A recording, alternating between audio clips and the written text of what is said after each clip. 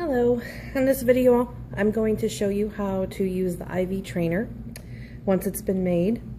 So we've got our trainer here. It's been filled with our fake blood, which I just use food coloring and water. Before placing the catheter, one thing that you can have your students do is their sterile scrub. They can do that on this. The silicone actually tolerates it pretty well. You can use alcohol, you can use Chlorhex. I haven't tried betadine, so I don't know if it's going to stain the silicone or not. Probably not though. But so they can actually do the sterile scrub, won't hurt it, and that's nice because it's a good way to disinfect these after they have been used so many times.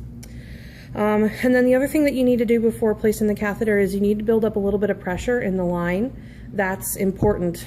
That's what's going to give the student a flash of blood in the hub of the catheter upon correct placement. So you open your stopcock, and you want to be very careful about how much pressure you put in the line.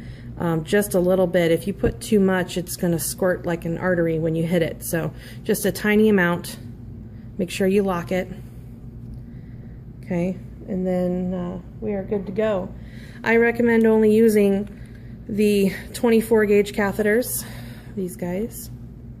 A smaller gauge catheter will make a smaller hole, and a smaller hole will preserve the life of the trainer. You will get many uses out of these, but they don't last forever. The silicone will tolerate being stuck multiple times. It's usually the latex tubing that ends up getting really holey and really leaky.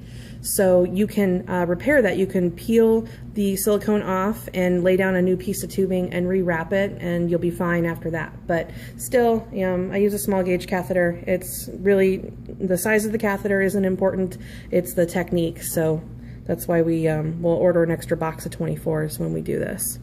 So to show you how it works, take your catheter, place it, and I'll show you here. You can see the flash of blood that's coming into the hub of the catheter there. You can advance it. Sometimes they bleed just like our patients do, so that's good practice for the students. Okay, and from here you can have them tape or wrap, however your lab skills require it. I know everybody tapes a catheter in differently, so I'm not going to show you how to do that.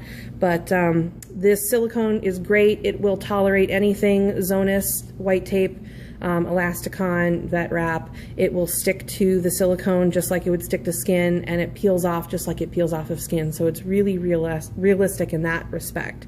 So go ahead from there. They can tape it in however you want, and when you're done and ready to remove the catheter, I suggest that you remove some pressure first by opening that up and drawing back and then locking it. Always leave this locked in the locked position when it's not in use, and that way you don't get any seepage under the silicone when you remove the catheter. So okay, so just like that, that's how to use the IV trainer. If you have any questions, don't hesitate to contact me. And thank you so much for taking the time to watch my video.